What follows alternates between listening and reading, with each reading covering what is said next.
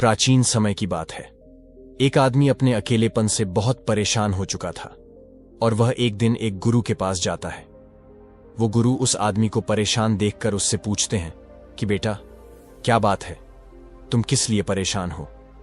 वह आदमी बोलता है कि गुरुदेव, मैं अकेला रहना चाहता हूं, पर मेरा मन मुझे अकेले रहने ही नहीं देता। वह तरह तरह की बातों में मुझे उलझाया रहता है। तरह तरह के विचार मेरे मन में आते रहते हैं। अतः गुरुदेव, मुझे कुछ उपाय बताने की कृपा करें जिससे मैं अकेले रह सकूं। इतना सुनकर गुरुदेव मुस्कुराते हुए कहते हैं कि बेटा, आज मैं तुम्हें एक कहानी सुनाता हूं। शायद इसे सुनने के बाद तुम अकेले रहना सीख जाओगे।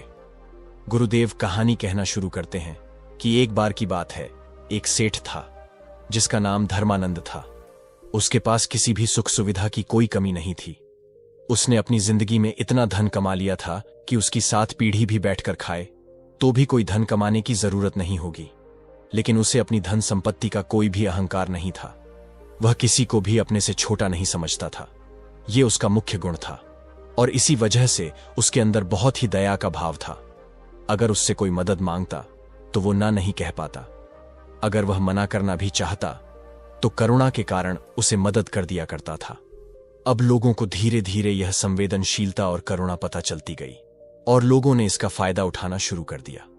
अब लोग जानबूझकर सेठ धर्मानंद के आगे झूठ मूठ का दिखावा करते और सेठ धर्मानंद उनकी बातों को सच समझकर उनकी सहायता करता रहा। एक दिन उसके दोस्त ने बताया कि लोग किस तरह उसका फायदा उठा रहे हैं और शहर में किस तरह उसका मजाक बनाया जा रहा है। तो सेठ धर्मानंद के मन को बहुत ही आघात लगा।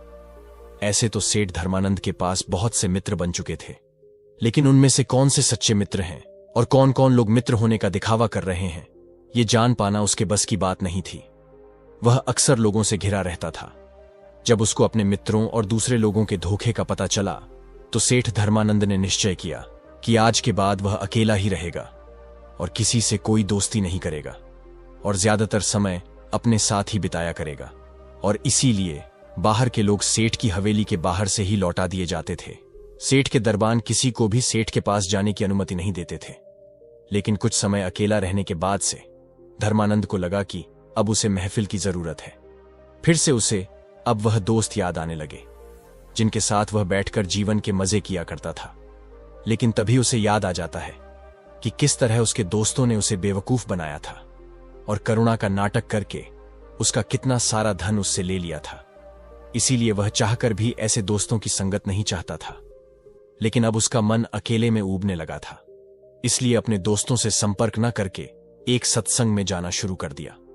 उस सत्संग में ज्ञान की बातें हुआ करती थीं, ज्ञान के उपदेश हुआ करते थे और दूसरों के विचार भी सुने जाते थे।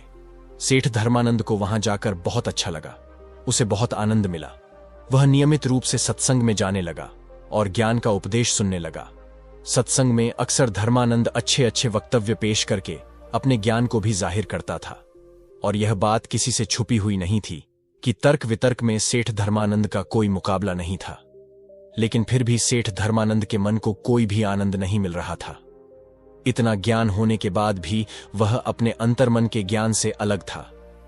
इतना बाहरी ज्ञान होने के बाद भी वह अपने अंतर्मन के ज्ञान से अछूता था और इसी वजह से उसके जीवन में कोई आनंद की झलक नहीं थी। अक्सर उस सत्संग में ध्यान पर चर्चा हुआ करती थी।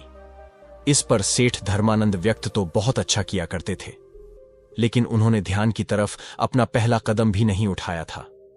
आपको चाहे किसी फल के बारे में पूरा पता हो कि वह ऐसा दिखता है, उसका स्वाद ऐसा होता है, फल खाने से यह फायदे होते हैं, लेकिन जब तक आप उस फल को खाएंगे नहीं तब तक आपको फल का स्वाद पता नहीं चलेगा। यही बात सेठ धर्मानंद पर लागू होती थी। वैसे तो उन्हों पर अज्ञान था, लेकिन उन्होंने ध्यान का रस, एकांत का रस, अकेलेपन का रस अभी तक चखा ही नहीं था। एक दिन उस सत्संग में एक बौद्ध भिक्षु आ पहुंचे। दूर दूर तक उस बौद्ध भिक्षु की ख्याति थी। उस बौद्ध भिक्षु के ज्ञान के बारे में प्रदेश भर में चर्चा होती थी। तो आज सेठ धर्मानंद को एक मौका मिल गया था कि वह अपने तर्क वितर्क से उस बौद्ध भिक्षु को मात दे और उसके बाद समाज में उसकी और भी इज्जत बढ़ जाएगी, उसको और भी ज्ञानी समझने लगेंगे। और यही सोचकर वह खुश हो रहा था। तभी वह बौद्ध भिक्षु वहां पर आ पहुंचे। और शांत भाव से चलते हुए अपने आसन पर जाकर बैठ जाते हैं। सेठ धर्मानंद सभी के तर्कों को काटकर अपना तर्क सबसे ऊपर रखते गए। उसने सोचा कि एक बार यह बद्ध भिक्षु तर्क वितर्क पर उतर जाए, फिर मैं देखूं इन तर्कों को कैसे काटता हूं। तर्क वितर्क होते रहे और उस बौद्ध भिक्षु ने कुछ नहीं बोला। वह बस शांत भाव से मुस्कुरा रहा था। आखिर में जब सत्संग खत्म हुआ तो सेठ धर्मानंद से रहा नहीं गया और आखिर में उन्होंने बौद्ध भिक्षु से पूछ लिया कि मैंने आपके ज्ञान की चर्चाएं बहुत सुनी हैं, लेकिन आप तो इस सभा में कुछ बोले ही नहीं, आप तो एकदम मौन बैठे रहे। यह सुनकर बौद्ध भिक्षु ने मुस्कुराते हुए कहा कि आखिर में सारे ज्ञान को भूल जाना होता है। मेरे को आपके तर्क वितर्क पर कोई विवाद नहीं है। मैं तो बस अपने अकेलेपन का आनंद ले रहा था, अपने एकांत के रस में खोया हुआ था। ऐसा नहीं है कि मैं आप लोगों के सत्संग को सुन नहीं रहा था, मैं आप सबको परिपूर्ण रूप से सुन रहा था, लेकिन मेरे मन में आपके प्रति कोई प्रतिरोध नहीं था। मैं जानता हूं कि शुरुआत में आदमी ज्ञान इकट्ठा करता है, लेकिन अगर वह ज्ञानी होने की भूल में पड़ जाएगा, अगर वह यह सोचेगा कि मैं ज्ञानी हो चुका हूं, तो वह सबसे दिग्गज अज्ञानी ही रह जाएगा। सबसे दिग्गज ज्ञान है अपने ज्ञान को गिरा देना, अपने आप को यह एहसास कराना कि मैं अज्ञानी हूं, और इस कारण आपका अहंकार, आपका घमंड, आपका मैं टूटता चला जाता है और आपका सीधा साधा ज्ञान आपके अनुभव के तौर पर उतरने लगता है। लेकिन लोग अक्सर सुने सुनाए ज्ञान को, किताबी ज्ञान को ही असल सच मान बैठते हैं और वो यही सबसे दिग्गज भूल कर बैठते हैं, और इसी वजह से वह अपने एकांत में भी कभी उतर नहीं पाते, क्योंकि वे लोग बेवकूफ की तरह हमेशा अपने ज्ञान का प्रचार करते रहते हैं। जब यह बात सेठ धर्मानंद ने सुनी तो इस बात ने सीधा उसके दिल पर चोट की, क्योंकि बात सेठ धर्मानंद पर बिल्कुल सही तरीके से लागू होती थी। सेठ धर्मानंद ने बौद्ध भिक्षु से पूछा कि सारा ज्ञान हासिल करने के बाद एक इंसान को कौन सा रास्ता अपनाना चाहिए। यह सुनकर बौद्ध भिक्षु कहते हैं कि असली ज्ञानी की पहचान यही है कि वह अपने ज्ञान से उस एकांत तक पहुंच गया है, उसके मन के सारे द्वंद्व खत्म हो गया है। जब तुम किसी ज्ञानी पुरुष से मिलो तो वह अपने ज्ञान का बखान नहीं करेगा, उनका शांत स्वभाव और उनकी चुप्पी ही तुम्हें ज्ञान का संदेश पहुंचा देगी। जरा सोचो कि इतना ज्ञान होने का क्या फायदा जब आप अपने साथ ही नहीं रहना सीखे, अपने एकांत का आनंद लेना ही नहीं सीखे। बौद्ध भिक्षु ने कहा कि मैं तुम्हें एकांत का आनंद चखने के लिए 4 सूत्र बता रहा हूं। अगर तुम यह 4 सूत्र को अपने जीवन में अनुसरण करते हो तो तुम अपने एकांत का रस जरूर अनुभव कर पाओगे, और अगर एक बार तुमने एकांत का अनुभव कर लिया, उसका रस छक लिया, तो तुम्हें अपने आप को खुश करने के लिए किसी मनोरंजक, किसी वस्तु की या फिर किसी आदमी की कोई आवश्यकता नहीं होगी। वो रस, वो आनंद, वो परमानंद बन जाएगा। वो हमेशा आपके साथ चलेगा, क्योंकि वो किसी चीज से बंधा हुआ नहीं है। सबसे पहला सूत्र है कि नाना प्रकार के मनोरंजन से, सुख सुविधाओं से अपना मन अलग करके उसे ध्यान के लिए प्रेरित करें। हमारा मन अक्सर नाना प्रकार के सुख सुविधाओं से, नाना प्रकार के मनोरंजन से घिरा रहता है। अत्यधिक मनोरंजन मन को उबान लगता है। जब आप बहुत देर तक अपना मोबाइल चलाते हैं तो कुछ देर बाद उससे ही ऊब होने लगती है, वही हमें परेशान करने लगता है, और इसीलिए वही मनोरंजन हमारे लिए दुख का कारण हो जाता है। विज्ञान ने नए नए आविष्कार किए हैं और उन्हीं आविष्कारों ने अब इंसान का एक कान छीन लिया है, और इसका सबसे दिग्गज उदाहरण है मोबाइल। हम एक दिन भी अपने मोबाइल से दूर नहीं रह सकते। जरा एक प्रयोग करके देखना, एक दिन के लिए अपना मोबाइल बंद करके कहीं दूर रख देना, और उसके बाद उसके पास आपको जाना तक नहीं है। आप उस एक दिन परेशान हो जाएंगे, आपको समझ ही नहीं आएगा कि आप क्या करें, आप अपना समय कैसे व्यतीत करें। तो जरा सोचो, विज्ञान के एक छोटे से आविष्कार ने आपकी जिंदगी को कैसे बांध लिया है। आप यह देख पा रहे हैं, आप यह महसूस कर पा रहे हैं। इसीलिए ऐसी मनोरंजन, ऐसी सुख सुविधाएं अपनाएं जो आपको जीवन सच्चाई की ओर प्रेरित करें। दूसरा सूत्र है कि अपने अंदर ये उत्सुकता बनाओ कि खुद को जानना क्यों जरूरी है। अक्सर हम सब ने सुना होगा कि हम कौन हैं, तो हमें इससे लगता है कि हमें खुद को जानना बहुत जरूरी है। अगर आप इस सवाल को अपने मन के अंदर बैठा लेते हैं तो स्वाभाविक रूप से आप खुद को जानने के लिए प्रेरित होंगे। लेकिन अगर आप यही नहीं जानते कि खुद को जानना बहुत जरूरी है, तो आप खुद को जानने की कोशिश क्यों करेंगे? इसीलिए इस बात को समझो कि खुद को जानना क्यों जरूरी है? ये इसीलिए जरूरी है कि हम अपने आप को जानते ही नहीं हैं। मान लो हमने किसी बात पर प्रतिक्रिया दी और कुछ देर बाद उसी प्रतिक्रिया को लेकर हमें पछतावा होने लगा कि हमें ऐसी प्रतिक्रिया नहीं देनी चाहिए थी, हमें उनसे कुछ अलग तरीके के व्यवहार करने चाहिए था। आप करना कुछ चाहते हैं, वह करवा कुछ देता है। आप गाली नहीं देना चाहते हैं, लेकिन अनबन हुई और आपने चाटा तक मार दिया। आप ऐसा नहीं करना चाहते थे, लेकिन आपसे वह हो गया। तो कौन है यह करवाने वाला? ये सारे सवाल आपके मन में उठने लगते हैं। तो आपके अंदर यह उत्सुकता जागती है कि खुद को जानना क्यों जरूरी है। तीसरा सूत्र है, खाली रहने की आदत बनाओ। हम अक्सर जिम्मेदारियों में इतने बंध जाते हैं कि खुद के लिए समय ही नहीं निकालते। बचा हुआ समय हमारा मोबाइल ले लेता है, इसीलिए हम अपने आप तक पहुंच नहीं पाते। इसीलिए आप अपने के लिए समय निकालें, नहीं तो जीवन भर आप दुखी रहोगे। तो बहुत समय पहले की बात है, गौतम बुद्ध अपने शिष्यों के साथ अपने धर्म का प्रचार करते हुए एक नगर में पहुंच जाते हैं। उस नगर के बगल में एक छोटा सा गांव आता था। महात्मा बुद्ध ने सोचा कि गांव के लोगों को अपने ज्ञान से प्रेरित कर उनको सही मार्ग दिखाया जाए। वे अपने सभी शिष्यों के साथ उस गांव में पहुंच जाते हैं। गांव में पहुंचने पर जब लोगों को पता चलता है कि हमारे गांव गौतम बुद्ध आए हैं, तो सभी लोग उस ओर जाने लगते हैं। सभी लोग उनका दर्शन करना चाहते थे। जब गौतम बुद्ध गांव के एक विशाल पुल के नीचे पहुंचे, तो वहां पर उन्होंने देखा कि एक चबूतरा बना है जो उस पुल के चारों ओर से लंबा बना होता है। तब गौतम बुद्ध गांव वालों को संबोधित करते हुए आसन ग्रहण करते हैं और उन सब गांव वालों से कहते हैं कि अगले 5 दिनों तक मैं आपके ग्राम में आश्रय लगाऊंगा। इस बीच जिस भी ग्रामवासियों को जो भी शारीरिक या मानसिक कष्ट हो या किसी भी प्रकार की समस्या का समाधान ना मिले, तो आप आकर इस सभा में निसंदेह पूछ सकते हैं। सभी गांव वाले इस बात से बहुत खुश थे कि महात्मा बुद्ध हमारे ग्राम पधारे हैं, और यह सुनकर तो वह और भी ज्यादा खुश हो गए कि बुद्ध हमारी परेशानियों का भी हल करेंगे। गौतम बुद्ध अगले दिन से उस सभा को आरंभ करते हैं। पहले दिन सभी ग्रामवासी बारी बारी से अपनी समस्याओं को गौतम बुद्ध के समक्ष रखते और फिर उनका हल पाकर वो खुशी खुशी सभा में वापस बैठ जाते, और जिसको अपने घर जाना होता वह खुशी खुशी घर को लौट जाता। ग्रामवासियों ने बुद्ध और उनके सभी शिष्यों के लिए एक अच्छी घास फूस की कुटिया बनाई थी। वे सब उसी में विश्राम करते, और जब रात में खाना का वक्त होता तो सभी गांववासी मिलकर गौतम बुद्ध और उनके शिष्यों को प्रेम पूर्वक खाना खिलाते। ऐसे ही करते करते 4 दिन बीत गए, और फिर गौतम बुद्ध आखिर में 5वें दिन के दोपहर में प्रवचन दे रहे थे। और वह इसलिए कि उस गांव के लगभग सभी लोग अपनी समस्या उस सभा में प्रकट कर चुके थे, सिवाय एक अंधे नौजवान के। वह अंधा नौजवान अनाथ था। बचपन से ही उसके माता पिता चल बसे थे।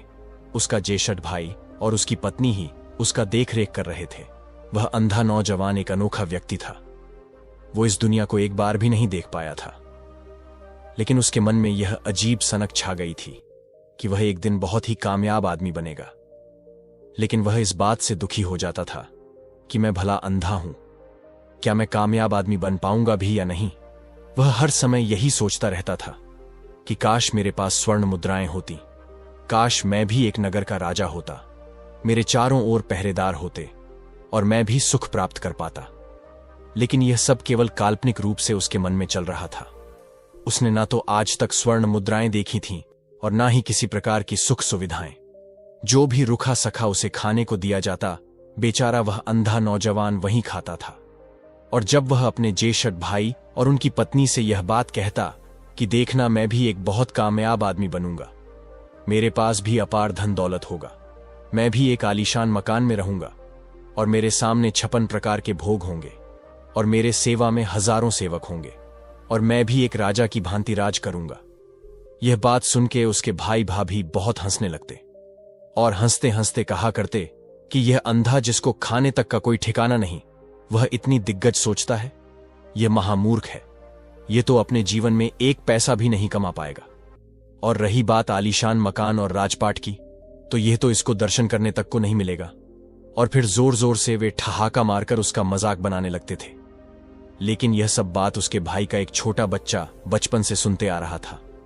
उनके जाने के बाद वह अपने चाचा से जाकर कहता कि कोई बात नहीं चाचू, मैं आपके साथ हूं, आप जरूर एक दिन अमीर इंसान बनोगे।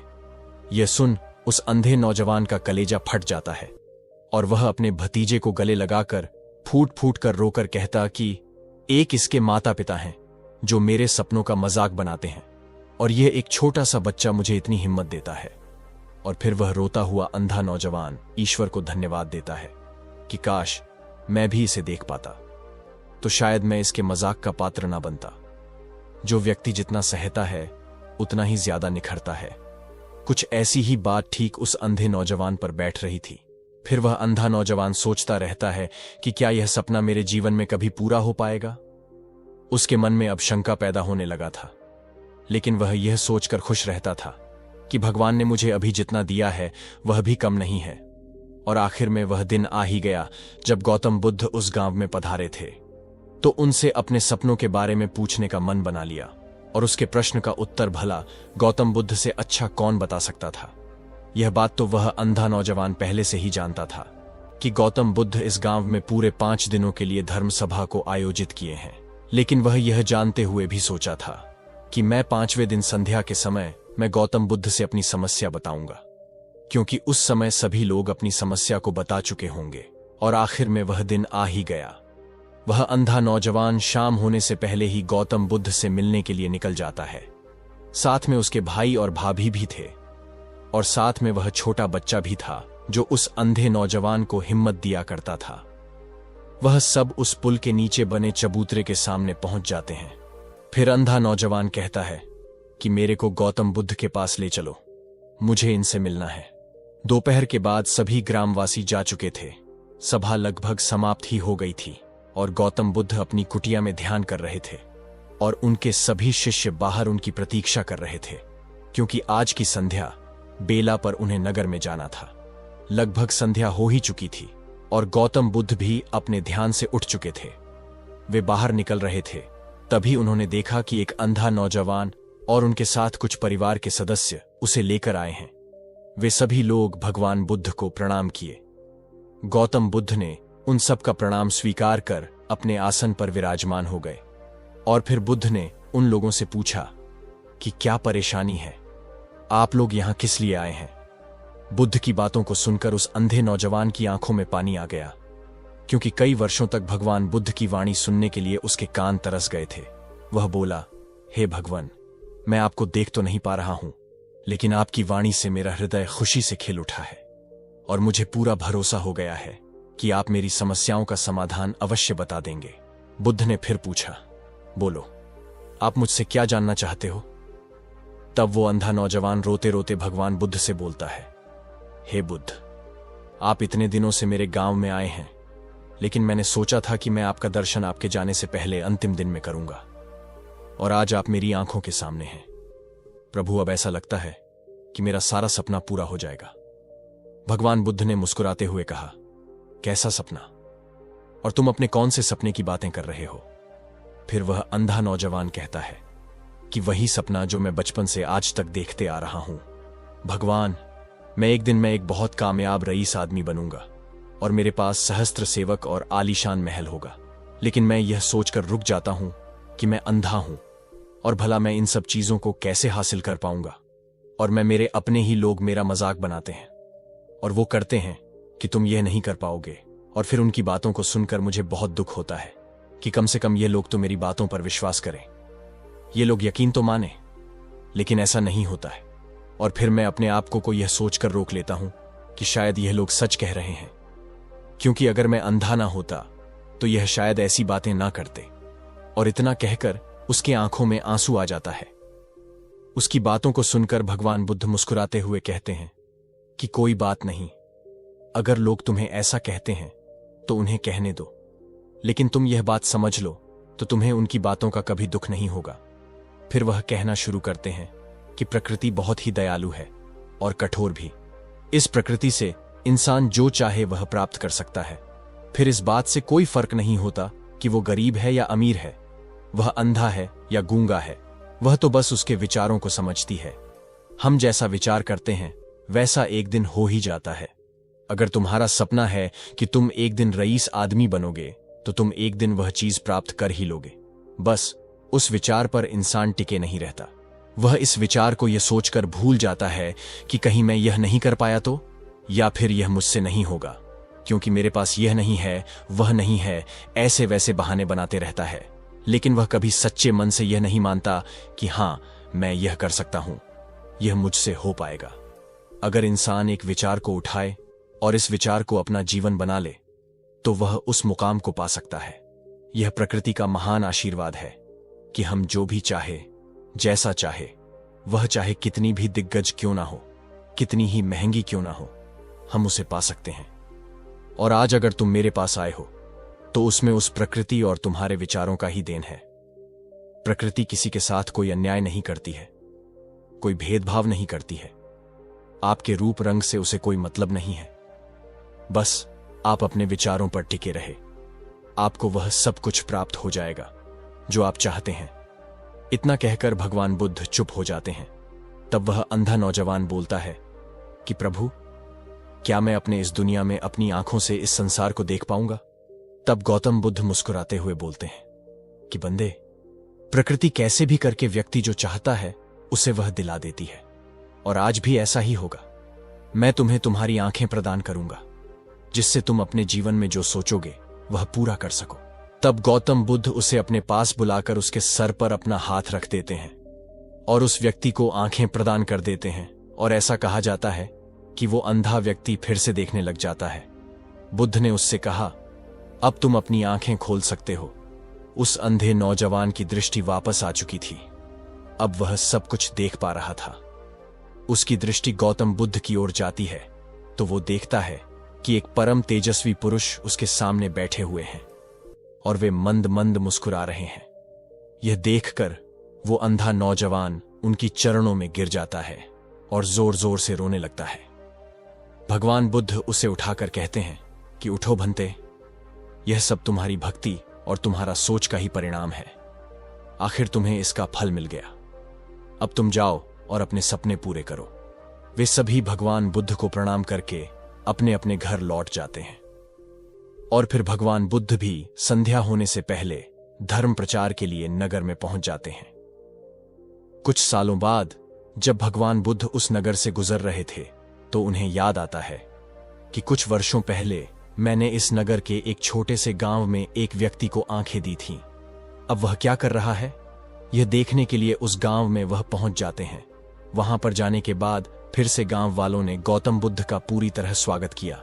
तब भगवान बुद्ध सभी ग्रामवासियों से पूछते हैं, क्या आप मुझे बता सकते कि इस गांव में रहने वाला वो अंधा नौजवान कहां रहता है? गांव के सभी लोग कहते हैं कि भगवान, वे तो इस नगर के राजा बन चुके हैं। वह तो सबसे धनी व्यक्ति में से एक हैं और एक संत की कृपा हुई उनकी दृष्टि भी वापस आ गई है। ये सुन गौतम बुद्ध उनसे विदा लेकर वहां से चले जाते हैं। अगली कहानी जो बुद्ध कहते हैं, मन और शरीर के लिए स्वास्थ्य का रहस्य है, अतीत पर शोक मत करो, ना ही भविष्य की चिंता करो, बल्कि बुद्धिमानी और ईमानदारी से वर्तमान में जियो। लेकिन हम कितना वर्तमान में जीते हैं? हम अगर वर्तमान में जी सकते हैं तो आप कोशिश करके देख लीजिए, आपका मन और शरीर दोनों स्वस्थ हो जाएंगे। आप भविष्य की चिंता में कभी परेशान नहीं होंगे और ना ही अतीत के दुखों को लेकर रोते रहेंगे, बल्कि वर्तमान में चल रही सांसें भी आपको आनंद देंगी। मैंने सुना है कि कहीं दूर एक पर्वत की चोटी पर एक व्यक्ति बैठा रो रहा था। वहां से एक बौद्ध भिक्षु गुजरा। उसे रोता देख उस व्यक्ति के पास आकर बोले, क्या यहां से कूदकर आत्महत्या तुम करना चाहते हो? व्यक्ति बोला, आपने सही अंदाजा लगाया है। मैं चाहता तो यही था, मगर हिम्मत नहीं जुटा पा रहा। भिक्षु ने कहा, क्या सब पीछे रखकर आए हो या अपने साथ भी कुछ लाए हो? उस व्यक्ति ने कहा, नहीं, मैंने सब पीछे रख दिया है, मैं अपने साथ कुछ भी नहीं लाया। भिक्षु ने कहा, तो तुम इतना उदास क्यों बैठे हो? व्यक्ति ने कहा, कौन सा बोझ मेरे पास है? मेरे पास तो कुछ भी नहीं है, मैं तो खाली हूं, कंगाल हूं। भिक्षु ने कहा, फिर तुम कौन सी बोझ के तले दबे जा रहे हो जो तुम्हारी सांसें भी ठीक से नहीं चल रही? तुम आत्महत्या करना चाहते हो और रो भी रहे हो। खाली इंसान तो ऐसे नहीं रोता, जो कंगाल हो गया है उसे कैसा भय? अपने अंदर झांक और देख, तुमने कितना बोझ उठाया है, कितना कुछ तुम अपने सर पर ढो रहे हो। इसे उतार कर रख दो, जरा हल्का हो जाओ, कब तक इस बोध के तले दबे रहोगे? वह व्यक्ति भिक्षु के चरणों में गिर गया और बोला, आपने तो मुझे पढ़ लिया महात्मा। मेरे अपने भी मुझे नहीं समझ पाए, आप ही मुझे समझ पाए और आप ही इस समस्या का समाधान कर सकते हैं। भिक्षु ने कहा, कहां समस्या है? व्यक्ति ने कहा, मेरे घर पर। वहां मेरे साथ चलिए। भिक्षु ने कहा, नहीं, समस्या तुम्हारे घर पर नहीं है, समस्या तुम्हारे अंदर है। जब तक तुम अपने अंतर की समस्या का समाधान नहीं करोगे, तुम्हें हर जगह समस्या ही नजर आएंगी। और अगर यहां इस चट्टान पर समस्या नहीं है, तो फिर तुम यहां आत्महत्या करने की क्यों सोच रहे हो? क्योंकि तुमने तो घर छोड़ दिया है, समस्या भी छूट गई है, फिर तुम इतने परेशान क्यों हो? व्यक्ति बोला, आप सही कहते हैं, मैं आपकी बात समझ रहा हूं। कमी मुझ में ही है, इसलिए मैं तो मरना चाहता था। मैं किसी काम का नहीं हूं। मैं जो कुछ भी करने जाता हूं सब खराब हो जाता है। मेरी किस्मत ही बहुत खराब है। भिक्षु ने कहा, ठीक है, मुझे बताओ कि क्या खराबी है तुम्हारी किस्मत में? व्यक्ति ने कहा, मैंने व्यापार करने के लिए अपने परिवार से धन लिया। उस धन से मैंने व्यापार किया, लेकिन मेरा व्यापार ठीक नहीं चला। शुरू में मेरे परिवार वालों ने मेरा साथ दिया, लेकिन जैसे जैसे मैं अपने व्यापार में नुकसान उठाता गया, मेरे परिवार वाले भी मुझसे दूर होते गए। मैं सब उन्हीं के लिए कर रहा था, लेकिन वह सब अब मुझे इन सब का जिम्मेदार ठहराते हैं। मुझे भी लगता है कि मैंने उन सब के साथ गलत किया है। मेरा एक मित्र है, उसने भी व्यापार आरंभ किया था। आज उसका व्यापार बहुत अच्छा चल रहा है। वह कभी मेरे घर आता है तो अपने अच्छे से चल रहे व्यापार की बात करता है। वह बताता है कि कैसे उसने अपने व्यापार को अपने दम पर चलाया है, कैसे उसने मेहनत की और सफलता पाई। मेरे परिवार वाले भी कहते हैं कि मेरे बस का कुछ नहीं है। अब हालात यह है कि मेरा घर भी गिरवी है। भिक्षु ने कहा, क्या तुम्हें पता है तुम्हारा मित्र तुम्हारे पास क्यों आता है? व्यक्ति ने कहा, हां, मुझे पता है। वह मुझे नीचा दिखाने आता है। वह यह जताने आता है कि वह मुझसे श्रेष्ठ है। वह चाहता है कि मैं उसकी सफलता देखकर दुखी रहूं। भिक्षु ने कहा, क्या तुम दुखी होते हो? व्यक्ति ने कहा, हां, दुख तो होगा ही। भिक्षु ने कहा, दुख किस बात का है?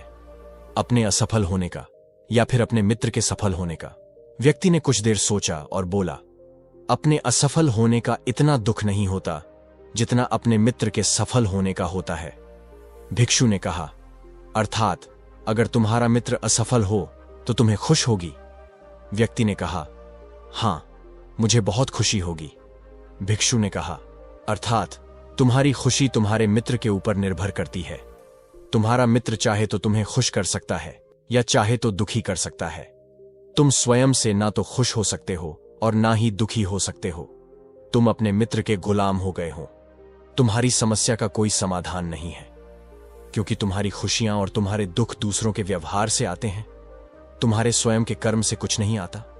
व्यक्ति बोला, ऐसा ना कहे, मुझे आपसे बहुत आशा है। भिक्षु ने कहा, जब हम दूसरों से आशा बांध लेते हैं तब हम दूसरों पर निर्भर हो जाते हैं। अगर मैं तुम्हें कोई रास्ता ना दूं तो तुम दुखी रह जाओगे, और अगर कोई रास्ता दूं तो शायद तुम्हें कुछ मिल जाए। लेकिन अगर आशा तुम अपने से बांधोगे तो तुम्हें सफलता अवश्य मिलेगी। तुम्हारा मित्र आज तुम्हें दुखी करने आता है, लेकिन बातें वह सच्ची ही बताता है। वह अपने संघर्ष, अपने अनुभव की बात बताता है। उसके अनुभव और अपनी बुद्धि का उपयोग करो, उसके संघर्ष का उपयोग करो। दुखी होने की जगह खुशी मनाओ कि तुम्हें घर बैठे कुछ अनुभव मिल रहे हैं। संघर्ष करो, हार मत मानो, कर्म करते जाओ। बुरे से बुरा वक्त या अच्छे से अच्छा वक्त दोनों ही गुजर जाते हैं, लेकिन यह दोनों वक्त देखने के लिए जीवित रहना जरूरी है, और तब तुम्हारा अच्छा वक्त शुरू होगा। तब तुम्हारा मित्र तुम्हें अपनी सफलताओं की कहानी नहीं बताएगा, वह अपनी असफलताओं की कहानी बताएगा। उस समय भी वह तुम्हें दुखी करने आएगा, क्योंकि उसे भी उतना ही मजा आता है तुम्हें दुखी देखने में जितना तुम्हें आता है उसे दुखी देखने में। व्यक्ति ने कहा, आप सही कहते हैं, मेरे जीवन को मैं नहीं चला रहा, दूसरे ही इसमें सुख और दुख भर रहे हैं। लेकिन क्या अपनों के लिए कुछ करना गलत है? मैं अपने परिवार के लिए अच्छा करना चाहता था, लेकिन वह परिवार ही अब मेरे साथ नहीं है। भिक्षु ने कहा, तुम सांत्वना चाहते हो। वास्तव में इस दुनिया में सब सांत्वना ही चाहते हैं। वे चाहते हैं कि हम कुछ करें तो लोग उसकी प्रशंसा करें। प्रशंसा ना होने पर हम दुखी हो जाते हैं। हमें लगता है कि सब मतलबी है। पर अगर तुम किसी को अपना परिवार मानते हो और उसके लिए कुछ करना भी चाहते हो, तो तुम्हें ऐसा क्यों लगता है कि तुम दूसरों के लिए कर रहे हो, तुम अपने लिए नहीं कर रहे हो? अगर तुम्हें लगा कि तुम दूसरों के लिए करते हो तो तुम दुखी ही रहोगे, और तुम्हें लगा कि तुम अपने लिए कर रहे हो तो तुम हमेशा खुश रहोगे। जब तुम अच्छा केवल अच्छा करने के लिए करते हो, तब तुम्हें सांत्वना की जरूरत नहीं होती। व्यक्ति ने कहा, आप सही कहते हैं, मैं समझ गया हूं। अब तक मेरी किस्मत दूसरों के हाथ में थी तो खराब थी। अब मैं अपनी किस्मत अपने हाथ में रखूंगा। अब वो अच्छी हो या खराब हो, मैं हार नहीं मानूंगा। फिर भी क्या आप मुझे कुछ दे सकते हैं? जब मेरे जीवन का सबसे बुरा वक्त हो, तब मेरा साथ निभा सके। भिक्षु हंसा और कहा, यह छोटा सा बक्सा है, इसे हमेशा अपने पास रखना। इसमें एक राज है जो तुम्हें हर दुख से बाहर निकाल लेगा। लेकिन इसे तभी खोलना जब तुम्हारी जिंदगी में कोई राह ना नजर आए और तुम्हें लगे कि सब व्यर्थ है। मेरी बातें भी व्यर्थ हैं, ये दुनिया व्यर्थ है, यहां रहना भी व्यर्थ है। वह व्यक्ति उस बक्सी को लेकर चला गया। उसने भिक्षु की बात पर अमल किया और वह व्यापार आरंभ किया।